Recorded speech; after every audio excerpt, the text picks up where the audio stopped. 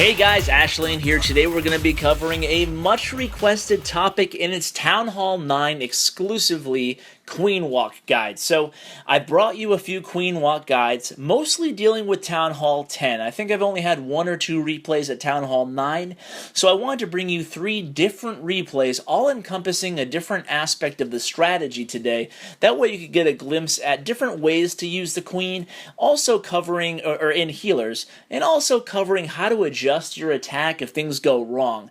So on this first replay here, as you watch it, I'll kind of tell you what you're going to see beforehand. So you can see No Thanks from Battle Elite goes ahead and drops his king down around, I don't know, 4 o'clock or so, and the queen in the opposite direction of the map all the way at 10 or 11 o'clock. And the idea here is to get the king inside the base, keep him alive with some healers. He also has a giant to help take away from that point defense damage he's going to be encountering through his walk. And then the queen is going to make her way along the outside of the base, but still taking out the units inside. They're going to meet up towards the enemy queen, right where that golem dropped. They're going to come together. The Hogs are going to go down. They're going to sweep through the base. Very nice attack on this very popular, kind of a common base design. It's actually a variation on a popular resource ring base at Town Hall 10. I'm sure you've all seen the base before. It's pretty popular. So if you run into it, maybe try this strategy using 6 healers. Now, the issue with using 6 healers is that you have to take away the troop space somewhere, right? So, No Thanks opted to only bring 1 golem. Now, the other 2 replays you're going to see today both involve 2 golems. So, a little bit less meat shield here for the troops, but you will notice there's a lot less defenses up on the board at this point. There's actually not that much point damage left except for in the south of the base. He's going to use those heal spells to keep the Hogs alive, and because he came in with the Hogs in the same direction that he was hitting the base with the heroes and the golem, those healers are actually going to keep everybody alive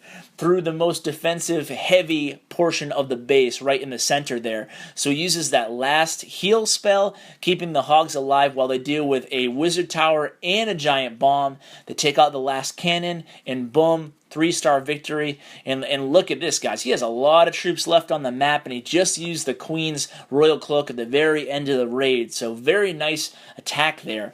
Now, on this next replay here by Tristan, we're going to see what happens when the Queen decides not to walk for whatever reason. Now, one thing that I should cover here is a lot of people struggle with having their queen go in the right direction. I know I've even struggled with that aspect. Sometimes for whatever reason, she just goes in an unanticipated way. Like, obviously, you place her in a direction that you think there's no way she's going to go the other way, and she just does. But you can use a wizard or a minion right after you drop the queen in the direction you don't want her to go. And that will cause them to take out, in this case, a barracks. And then she was able to engage the base in the direction he wanted her to head in. But you can see she encountered one too many point damage units there, so her health got so low that he had to use the Royal Cloak. And for whatever reason, when you end up using the Royal Cloak on the Queen, she tends to cut her walk short.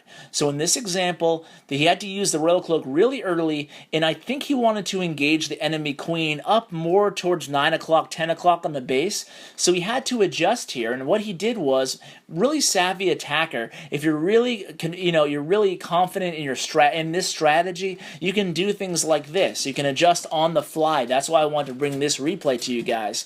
So you can see here, he goes ahead and uses that rage spell while we're engaging the clan castle, and then he uses the Hogs. He's going to scatter them all in from the north of the base, and then he's going to go ahead and allow the heroes to make their way to the center and keep those healers up alive. So here come the Hogs, sweeping their way through the base. He's going to go ahead and use that first heal spell right now. You notice how he staggered in those last 2 Hogs. Now, this might seem like some next-level strategy advice, but it's not too hard to go ahead and pre-plan on your own raids. What you can do is save a Hog or a giant or 2, and when you see wizard towers around the outside edges of the base, you can go ahead and drop a Hog to distract those wizard towers, or a giant. So it's a good thing that you can do to face that wizard tower in the opposite direction, keeping the big, massive hogs alive and well on the board. You can see in this attack, he really finished strong. He had like a dozen hogs left alive, so really nice attack there.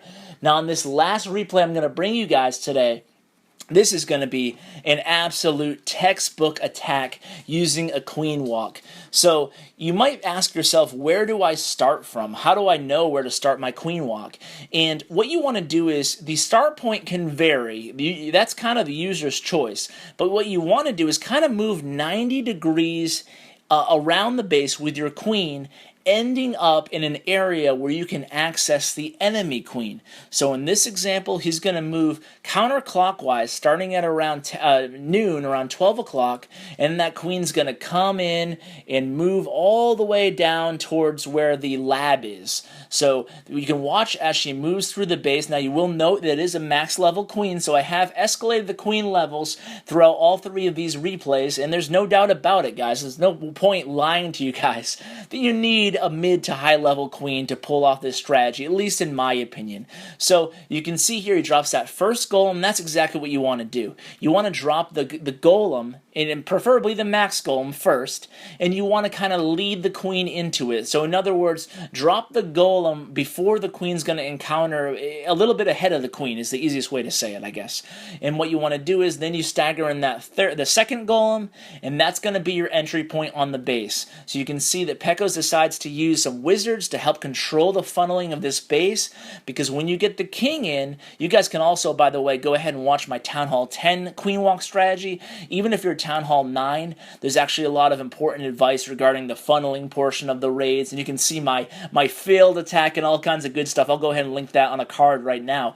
But you can see that Pekos brings 2 jump spells and gets to the center of that base. Now he has both the heroes in his base. He had that really nice funnel set up for the Barbarian King, and then he's going to come in. He's still sitting on 13 hogs right now, and boy, he just waits till all those defensive units are distracted by the Golemite and the hero and the king, and then he swarms in the rest of the hogs. Very patient on the deployment there. Drops the he's still sitting on 2 heal spells. Just used 1. He's going to save that last heal spell for when the troops engage that wizard tower mortar area. All that splash damage really is important to heal the hogs, excuse me, on that portion of the attack.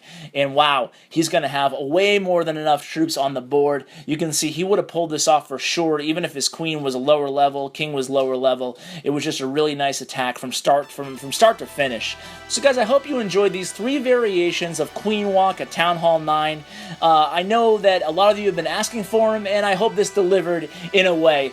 And guys, as always, I appreciate sharing with your clanmates. It really helps the channel grow, and I always appreciate the comments and support and likes. Thank you so much, guys, and as always, take care.